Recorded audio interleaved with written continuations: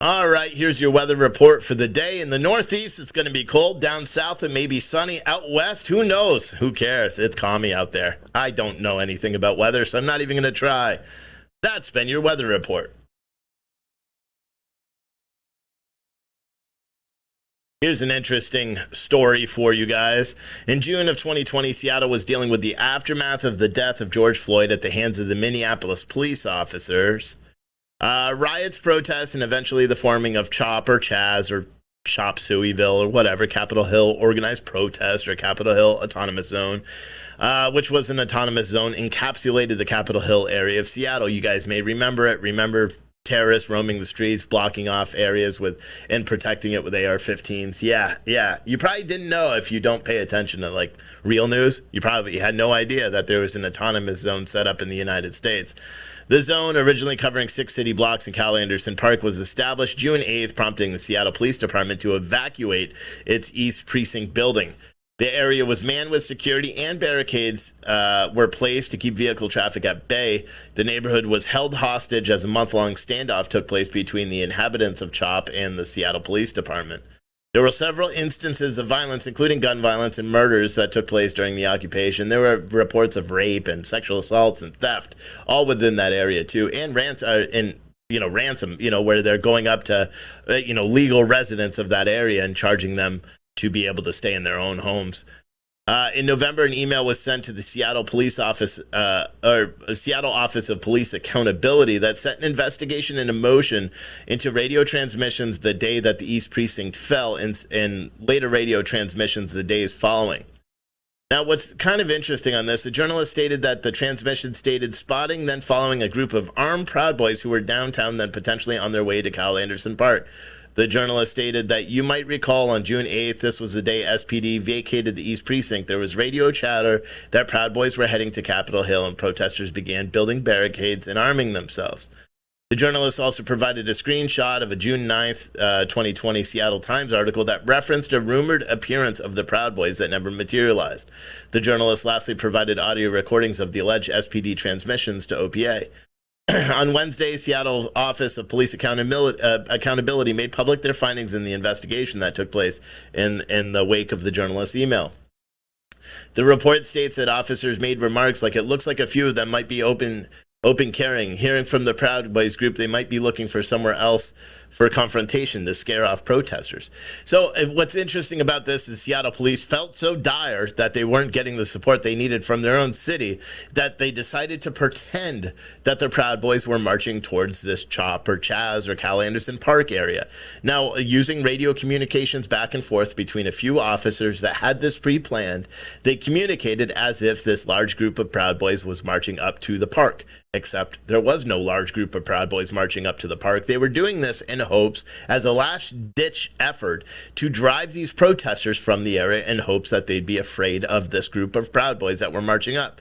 Truth is, there was no Proud Boys that were out there that day, and the police officers, the journalists were trying to hold them accountable for literally trying to do their jobs in an albeit unconventional type of way.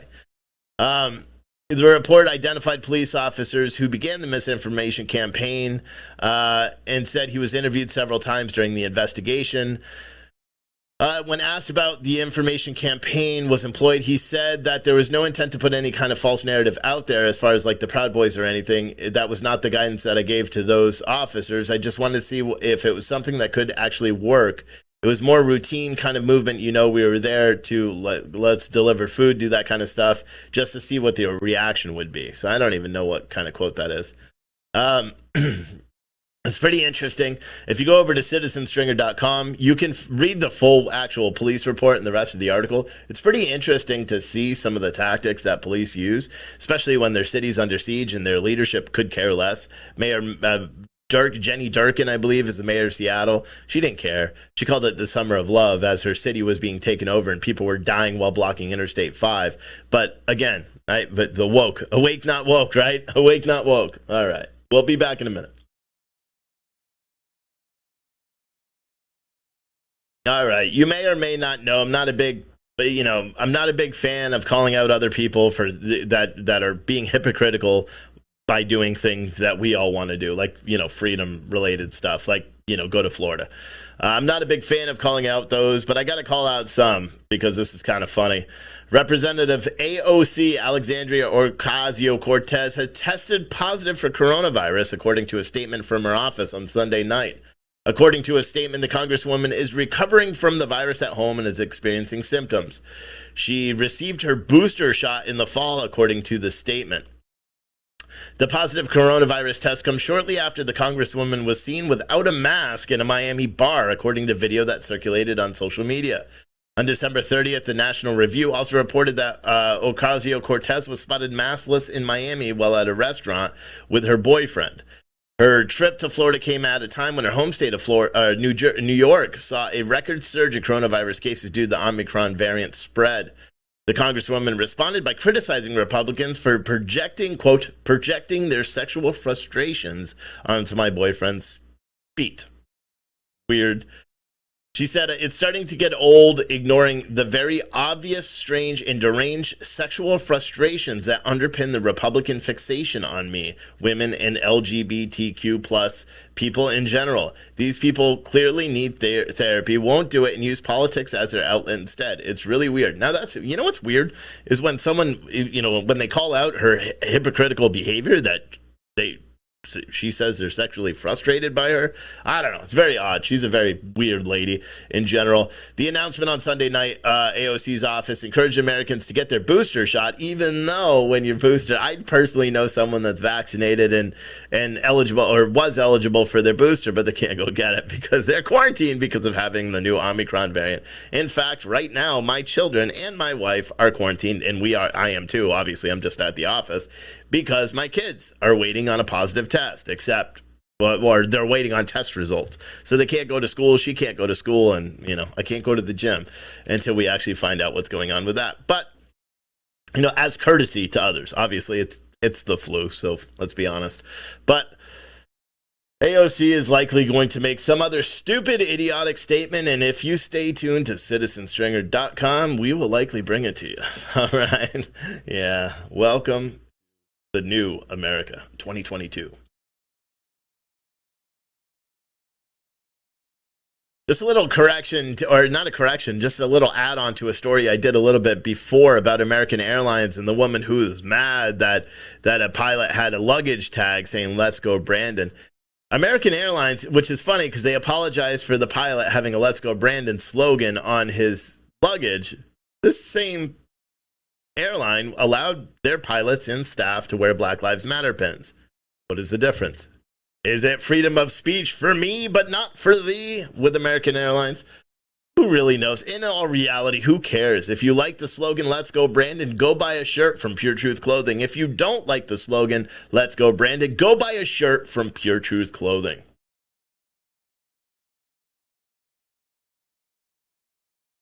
A Fox News exclusive today is one that we're going to talk about right here. Former Representative Devin Nunes, who resigned last week to take as CEO of Trump Media and Technology Group, is sharing new details about Truth Social and his decision to leave Congress. In an exclusive interview with Fox News, his first since retiring from Congress after nearly 2 decades representing California's 22nd congressional district and leading the House Intelligence Committee for nearly a decade, Nunes said his new chapter is not political, but instead a continuation of his public service. He still sees what he's doing as a public service, saying it's not political, but it is a public service. This has to be done. It's the most important issue at the highest level. It's really serious about what we're doing, he continued. Millions of Americans and people around the globe are counting on us to get it done and get it done right. Nunes announced his resignation from Congress in December and soon after was named by former President Donald Trump to be CEO of Trump Media and Technology Group. Nunes said the move shouldn't come as a surprise, telling Fox News that he has been sounding the alarm on big tech suppression and disinformation for the past several years, saying it was hard for me to say no because it's the issue I've been most passionate about over the past few years. You would have to be hiding under a rock to not know my frustration with these big tech companies. Nunes said he's always flirted with technology, noting that he was one of the first in Congress to send text messages to constituents beginning as early as 2009. Nunes also developed the digital arm of the National Republican Congressional Committee. Nunes recalled that he was one of the first elected officials to transition to Rumble, an alternative video platform to YouTube. Trump Media Troop, the TMTG, last month announced cloud services partnership with Rumble.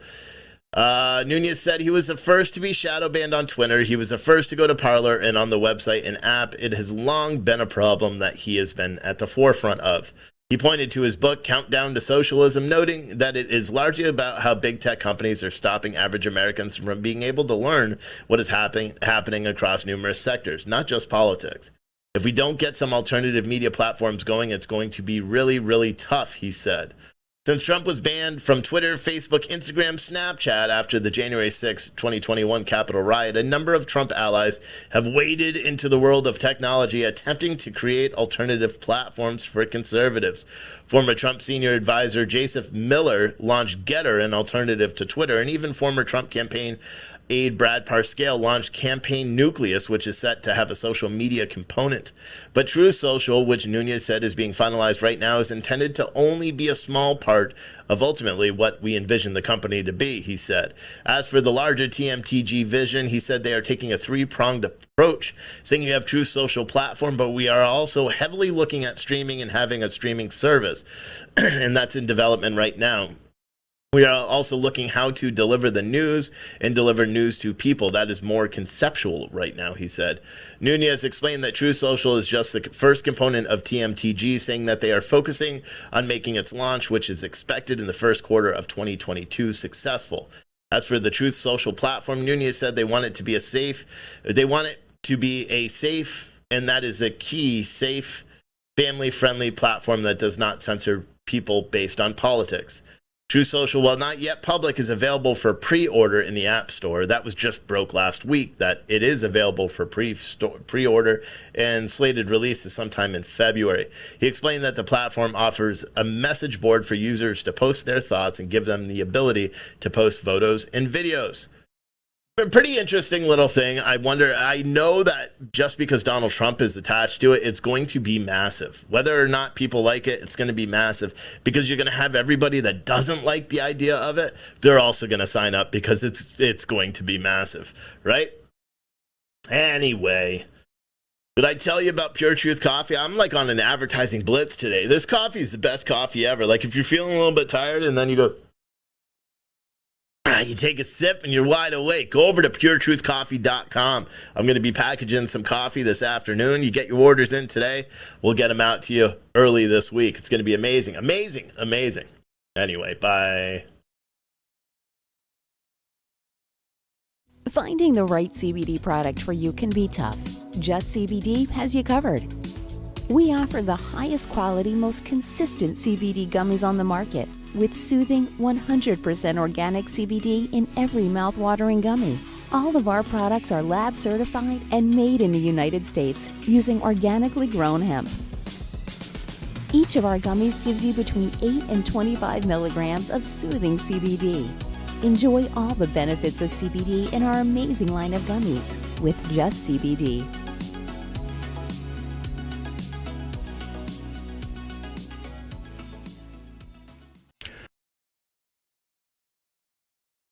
All right, guys, let me tell you about a new sponsorship opportunity we have here at the Wake Up America podcast. This one's pretty amazing, to be honest, because we're a conservative news outlet. You know, a lot of the things that we talk about sometimes are controversial. So for us getting big sponsors like this, it's pretty exciting. And sponsorships that we actually would recommend to people are pretty exciting, too. 2021 has seen over 1 billion records get hacked from major social media sites, national grocery stores, cryptocurrency exchanges, pharmacies, and phone and internet providers, along with fast food, trucking companies, freight brokers, pretty much everyone.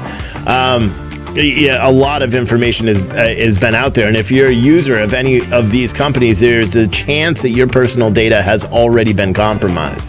When your passwords leak online, you are at risk of credit card fraud or identity theft, and that could mean that your money could be at risk right now. What can you do to protect yourself? How can you keep up with every new leak? Because it seems like every day, even on our website, we're reporting about a new leak. Well, Aura is a new type of security service that helps protect your online accounts, internet connection, and devices with one simple subscription. So instead of having like an antivirus, a VPN, and a credit monitoring software to keep yourself safe online, Aura has put all of them into one product, which is pretty amazing, to be honest. They will alert you of potential fraud threats, like if someone is trying to open a bank account in your name or attempting to use your social security number. Their apps will also protect your devices from malware and encrypt your Wi-Fi connection so you can shop, bank, and stream online securely. With easy online dashboards and alerts sent straight to your phone, Aura keeps you in control and guides you through solving any issues that may arise. All plans come with a $1 million identity theft insurance to help recover eligible losses and experience US-based customer service that have your back. So if you want to secure your online presence from hackers, scammers, and nosy advertising companies, go to aura.com/citizen. And when you use that link, you'll get up to 40% off all your plans. And they have 3 different type of plans. They have a basic plan, like an intermediate plan, and then a family plan. So for under 40, I think it's under $40 a month, you can actually monitor up to 2 children and yourself and your spouse as well. So it's pretty awesome. Check them out, aura.com/citizen. That is Aura, AURA.com/citizen. Well, Chicago public schools have canceled classes for a 4th consecutive day on Monday, as city officials and representatives from the Chicago Teachers Union have failed to come to an agreement on coronavirus safety measures. The move was announced Sunday night by the Chicago Public Schools, stating that in a tweet that we remain committed to reaching an agreement with the Chicago Teachers Union as soon as possible. Chicago Public Schools states that a small number of schools are planning to offer in-person activities for students on Monday. On January 4th, Chicago Teachers Union voted to switch to remote learning because of increased coronavirus cases in the area, stating that the union would go back to in-person learning when either coronavirus cases substantially subside or the city signs an agreement on a condition to return. In response, CPS canceled classes on Wednesday and refused to allow remote learning for students. The district also canceled classes for Thursday and Friday. Officials from the Chicago Teachers Union released a new proposal to the Chicago Teachers Union on Saturday. I think that was wrong. Maybe it is, which they consider a compromise. The proposal submitted by the Teachers Union includes a return to work for union members on January 10th, with students learning remotely January 12th through 17th, with in-person learning resuming on the 18th. Under the proposal, Chicago Public Schools would provide KN95 masks for all staffs and students, which would be in addition to previous agreement made February 2021, giving all students and staff medical-grade masks and other face-covering equipment. The proposal also establishes firm criteria for shutting down school for in-person learning at individual schools within the district, something Chicago Mayor Lori Lightfoot is opposed to. In a Saturday night press conference, union officials highlighted how they did attempt to meet in the middle of some areas that Lightfoot has expressed opposition to. For example, the new proposal would require 10% of student and staff would be tested for the coronavirus every week at every school and workplace, in addition to providing take-home coronavirus tests for students, staff, volunteers who request one. All staff would take coronavirus tests prior to the return to in-person learning under the proposal. During a press conference on Wednesday, Lightfoot responded to a previous demand from a Chicago Teachers Union that the school district would require all staff, students, and vendors and volunteers to produce a negative COVID-19 PCR test before returning to in-person learning unless the parent opts out, stating that CPS would not go that route, saying, "We're not going to rob parents of their rights and obligation to tell us if they want testing or not on their children. It's not going to happen. It's morally wrong," Lightfoot said, which is weird. It's a weird statement to come from a Democratic lawmaker. It's something that literally Republican lawmakers and Republican parents have been saying for over a year now. We're not going to rob parents of their right and obligation to tell us if they want testing or not on their children. It's not going to happen. It's morally wrong. Now, what is morally wrong is the Chicago Public School District has received nearly or I think it's, and don't quote me on this number, they've received hundreds of millions of dollars. I think it was over $1 billion, but hundreds of millions of dollars in coronavirus aid to specifically reopen schools. And yet, well, they're not reopened. It's very odd. It's very perplexing that this is even a news story that anybody has to cover, and it's all over the place because this teachers union is, according to Lori Lightfoot, illegally striking because it's barred in their contract with the city in order to what? Require that students get big Q-tips shoved up their nose because that'll make these teachers feel better about doing the job that they willingly took. It's very perplexing. The only people that are hurt by this are the children that don't have any other place to go, that use school as an outlet to get away from the bad things that happen on the streets of Chicago. Those are the people that are impacted by this, not these teachers, not these school officials. It's the children that are impacted by the poor decision making of the administration and these teachers in Chicago. It's my firm opinion that every single teacher in Chicago that voted, 73% of the union that voted for this, you should be ashamed of yourself. You took an oath to protect children, right? You're not protecting them. You're actually hurting them. And if one student is killed on the streets of Chicago when they could be sitting at school while you guys do this stupid holdout protest, whatever, I sincerely hope that the parents come after you guys and sue the crap out of you. That's my hope as an American. Get back to work, do your jobs. Nobody's supporting you in this effort. Unbelievable. As if the White House and the Biden administration didn't seem racist, well, now they certainly do. Guidance issued by the Biden administration states that certain individuals may be considered high risk and more quickly qualify for monoclonal antibodies and oral antivirals used to treat COVID-19 based, well, on their race. In a fact sheet issued for healthcare providers by the Food and Drug Administration, the federal agency approved emergency use authorizations of sotormab, SOTROVIMAB, a monoclonal antibody proven to be effective against the Omicron variant, only to patients considered high risk.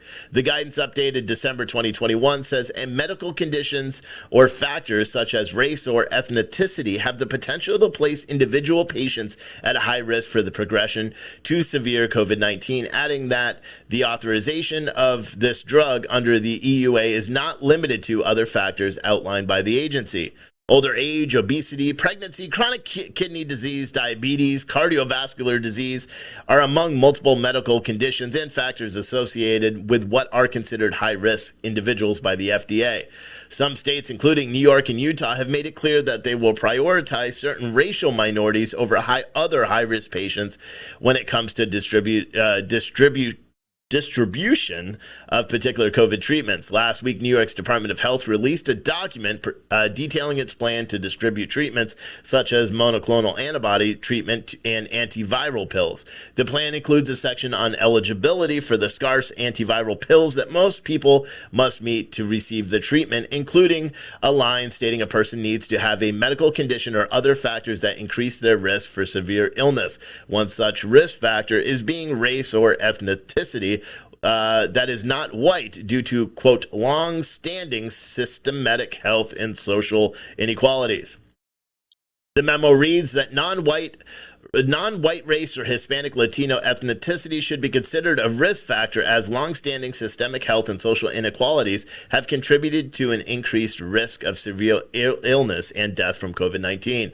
In the guidelines issued by the state of Utah for the distribution of the monoclonal antibodies in the state, residents who are non-white race or Hispanic Latinx ethnicity receive 2 additional points when calculating their COVID-19 risk score. Race ethnicity continues to be a factor for severe COVID-19 disease, and the Utah COVID risk score is one approach to address equitable access to hard-hit communities. The Utah guidance stated, adding a reminder that the national guidance from the FDA specifically states that race and ethnicity may be considered when identifying patients most likely to benefit from this life-saving treatment. Similarly, the framework issued by the state of Minnesota advises clinicians and health systems to, quote, consider heightened risk of progression to severe COVID-19 associated with race and ethnicity when determining eligibility for the allocation of monoclonal antibody therapies. Wow, isn't this crazy? Because in 2020, we had protests all throughout the streets where people wanted to be treated equally. Now, it seems that the federal government is giving people preference. I don't know. Very racist, very bigoted, in my opinion. But I'm just a guy. I'm just a guy that sits here and makes these videos from his desk.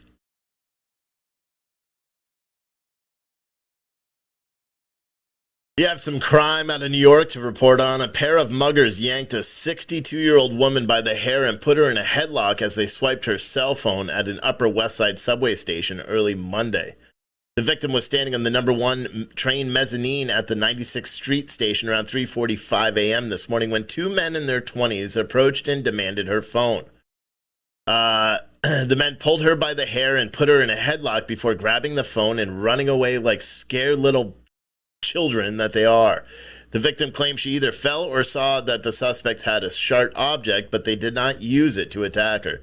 She did not report any injuries and refused medical attention. Just another day in New York City.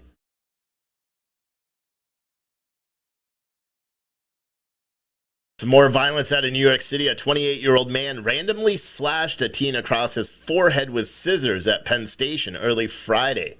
The 17-year-old victim was standing at the A, C, and E platform on the 34th Street Penn Station stop just before 4 a.m. when the suspect suddenly slashed him without saying a single word. The attacker fled the station but was quickly arrested on the street. Charges are still pending later in the morning. The victim was taken to Bellevue where he was treated and released for a cut on his forehead. The attack comes just 2 days after and before the attack that we just talked about earlier.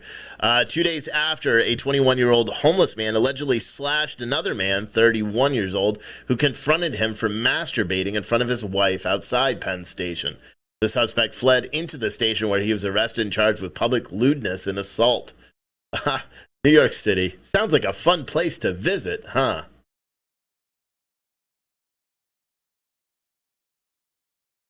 Man was fatally shot at a bowling alley and 6 others were injured after what Montgomery, Alabama police started as a verbal altercation that turned into a mass shooting yesterday. The incident happened on Sunday at approximately 1 a.m. when, according to a statement from the Montgomery police and fire officials responded to a shooting in the 3000 block of Atlanta Highway. Upon arrival, police officers discovered Jeffrey Reed, 21, with a gunshot wound. Reed of Montgomery was pronounced dead on the scene. Police then responded to 3 local hospitals after receiving calls of people shot and found a total of 6 additional victims. 2 men who were being treated for life-threatening gunshot wounds, 1 adult female and 3 adult males who suffered non-life-threatening gunshot wounds. Officers determined that all of the victims were wounded during the shooting inside Bama Lanes on Atlanta Highway. Montgomery interim police chief Ramona Harris later said 4 of the victims were innocent bystanders and were not involved in the initial confrontation.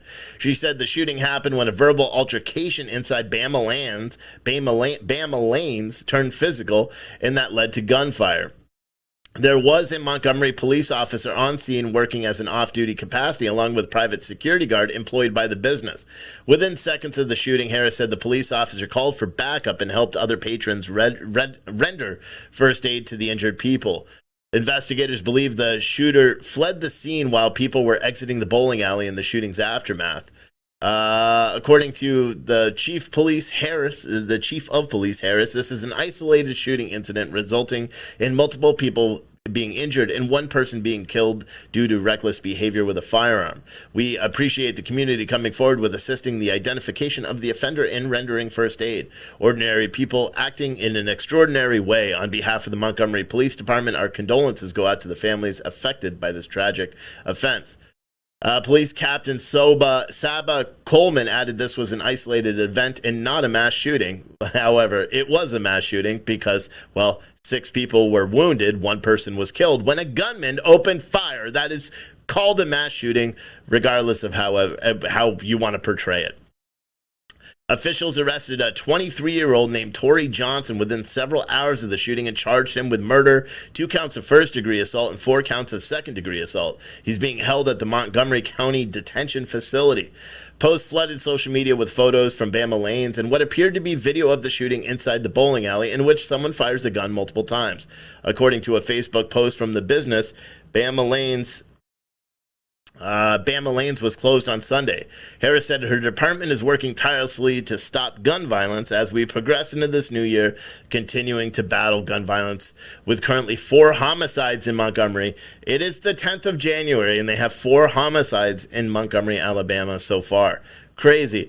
Now, that wasn't the first mass shooting of the year. In fact, there has been quite a few. 1, 2, 3, 4, 5, 6, 7, 8, 9, 10, 11, 12, 13, 14 mass shootings since January 1st. And in fact, while most of those mass shootings, 7 of them happened on January 1st, there were 4 mass shootings yesterday across the country. 6 people were injured in Los Angeles in a mass shooting. 2 people were killed, 2 people injured in a mass shooting in Colorado Springs, Colorado. 4 people were injured in Fresno, California when a shooter opened fire. And of course, we just talked about Montgomery, Alabama. So far, we'll see. We look like we are on track to break Biden's record of over 600 mass shootings last year, which is far more than we've had any year since we've been calculating these mass shootings. But hey, if you don't talk about it, then I guess mainstream media's thoughts are that they aren't really occurring. But they are. Every day. Everywhere. No longer safe to go to a bowling alley, grocery store, park, movie, it's not safe to go anywhere. Ever. Finding the right CBD product for you can be tough. Just CBD has you covered. We offer the highest quality, most consistent CBD gummies on the market with soothing 100% organic CBD in every mouth-watering gummy. All of our products are lab certified and made in the United States using organically grown hemp.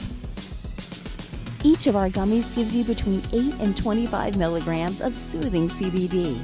Enjoy all the benefits of CBD in our amazing line of gummies with Just CBD.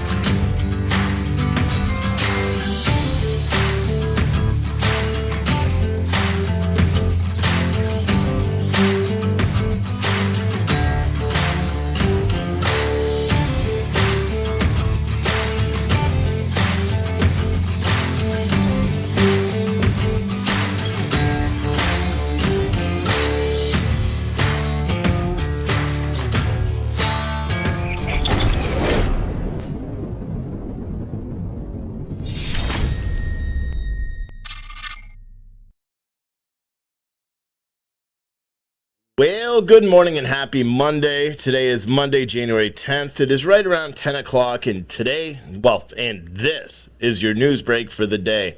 Our first story comes out of Where is it? Palm Beach, Florida. This is by our own Lauren Jessup. Police were called to investigate flyers placed on the windshields of vehicles in New York. Um, on the windshields of vehicles with New York license plates telling them to leave Florida if you are, quote, one of those woke people. The flyer said, if you are one of those woke people, leave Florida. You will be happier elsewhere, as will we.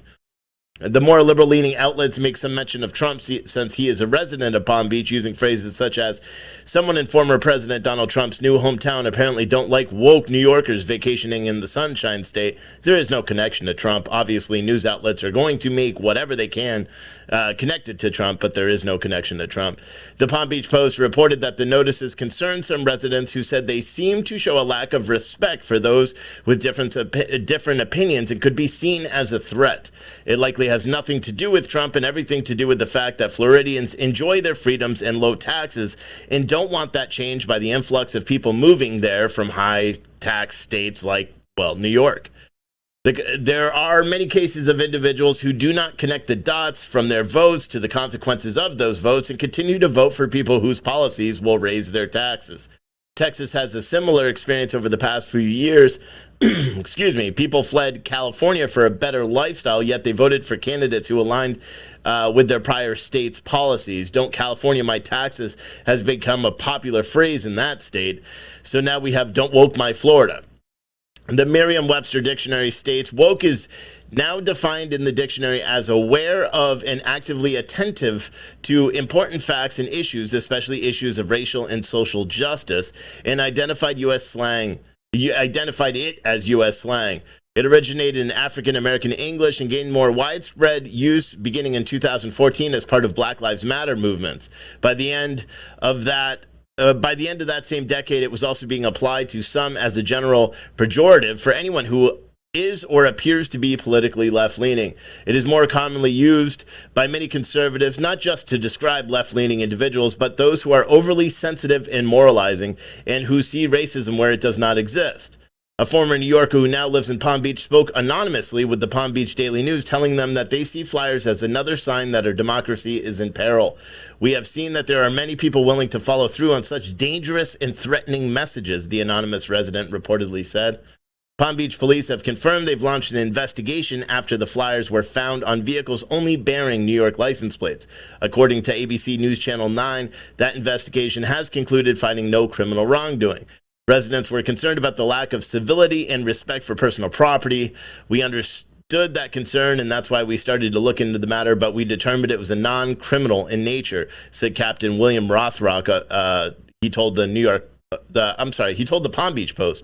As uncivil as it may be and not characteristic of our community, it's not a crime, he stated. We'll be right back, and then we'll jump into some more of the day's biggest news stories.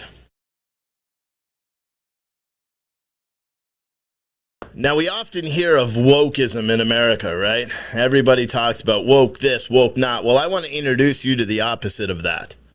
Awake, not woke. The best coffee you've ever had. From our very own coffee company, Pure Truth Coffee. As you can see here, I've got a steaming, piping hot cup of coffee. I just made it, just got into the office. And we just read that story about New York or about don't woke my Florida, and from New Yorkers. And I figured what better segue into the best coffee you've ever had. Literally, it is the best coffee you've ever had. You can find this coffee at puretruthcoffee.com. It's amazing. It supports our channel, supports our show. So get over there. Like, seriously, just do it now. We're going to pause for about 3 minutes so you can go over there, place a quick order, and we'll see you back here in a few minutes for some more headlines.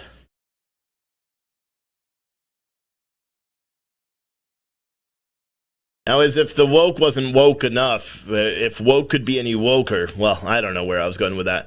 Apparently now saying, let's go Brandon, oops, my bad, is now considered supporting the insurrection. Well, that at least is one verified account on Twitter that tweeted out to American Airlines. Apparently she was waiting for her flight and one of the pilots had a let's go Brandon luggage tag, and she contacted them and tweeted them out, and there's been huge backlash over this. American Airlines, apparently this woman didn't like the response that American Airlines gave.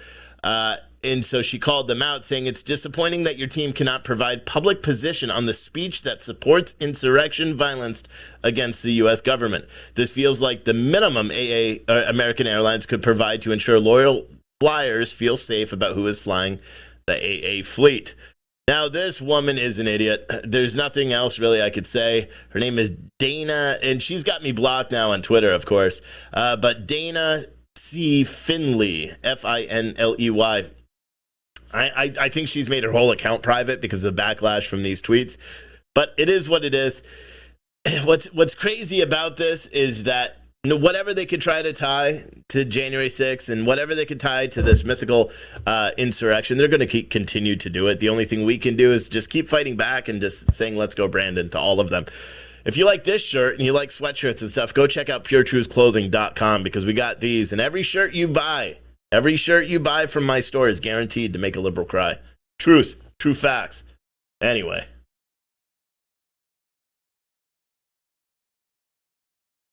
A massive fire ripped through a Bronx apartment, killing 19 people and injuring 60 others, including 7 or 9 children. I forgot the actual number. The 5-alarm blaze was a horrible, horrible fire. Over 200 firefighters fought that fire. Eric Adams said it's going to go down as one of the most deadly fires in New York City in the past 30 years. Horrible, horrible thing. It's believed that it was started by an electric space heater on the second floor that caught fire or caught something on fire, and then that quickly spread to the second and third floors, effectively trapping people up ahead. Now, the scanner traffic on this was insane. I caught the end of it while they were still fighting to get the fire under control. I didn't hear a lot of the good things. I'm very happy I didn't, to be honest. Very bad. Actually, where we used to live up in New Hampshire, and I was a firefighter in the town over, they also had a 5-alarm fire up in New Hampshire over the weekend. Luckily, everyone there was a mayday that was called. They were able to rescue the lieutenant that had become trapped, and everyone else was I believe okay. I don't believe there are any fatalities in that 5-alarm fire, and that was in Keene, New Hampshire. So there's been a lot going on as the temperature drops. People start using space heaters. We all know that they're fire hazards. So just if you have to use a space heater, just be weary of it. Shut it off at night. When you get cold, sit up next to it, run it so you know what's near it and what's next to it, so as to not burn a house down.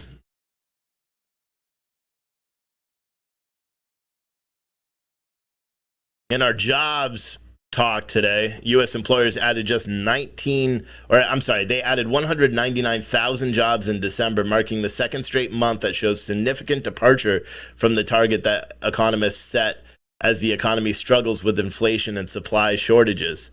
Non-farm payrolls grew by 199,000, while unemployment rate fell to 3.9%, according to the Bureau of Labor Statistics. While 199,000 jobs were added, 422,000 jobs were forecasted, and there were the fewest jobs added in any month of 2021, leaving many questioning the effectiveness of the economic recovery efforts of the Biden administration. Businesses are struggling to fill jobs, with many Americans remaining reluctant to return to the workforce. It could be that the President of the United States said that this is going to be a winter of death and demise for the unvaccinated. That just could be a little bit of the reason. Or it could be that employers are being forced, based on OSHA requirements, to fire huge portions of their workforce. Or the fact that in just 2 weeks, the Canadian border is going to be shut down to all unvaccinated essential truckers, which is going to cause lasting impacts on, the world. But nobody really pays attention to any of those things. It is what it is. Businesses are struggling to fill jobs because people are reluctant to go to the workforce. As I said, the unemployment rate fell to 3.9% from 4.2%, making new pandemic-era lows, which is kind of confusing because we know that 4 million people lost their jobs or left their jobs last year. So these numbers are a little confusing. I know last month it was a head-scratcher at how the unemployment rate dropped when they didn't even meet their the expected job numbers. So a lot of economists were scratching their heads saying how this happened, and then we have another one where it didn't even hit the 50% mark of what the forecasted job loss rate was. and yet unemployment still drops.